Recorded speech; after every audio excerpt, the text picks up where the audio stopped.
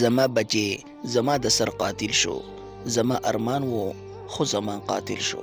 زما په غېږه کې لوی شوی بچې نن د خپل پلار د وینو سرو قاتل شو. دوستانو تاسو ته خو معلومه ده کومه واقعه چې په لوی اردیر کې شوې ده، یو 16-17 کالو هلک را لګېدلی دی، خپل مور پلار یې د موبایل په وجه باندې ویشتي دي.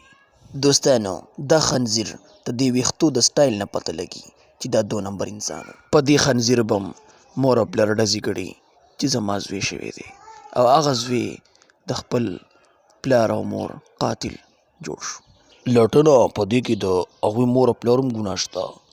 هغه څنګه لټنه چې هغوی صحیح تربیت کړی وی نو نن به دا چل نه و، ولې په دې لاس کې موبایل ورکوو. طوطي ګله ستا خبره په ګل بدله ده، صحیح خبره کوي، خو دا اوسني هلکان د بې موبایله ژوند نشي کولی. رښتیا دې وویل. ګوره دوستانو تاسو ته خو معلومه ده چې د مور د خپو د لاندې جنت وي او پلار د جنت دروازه ده، نو ولې دا خپل جنت خرابوئ؟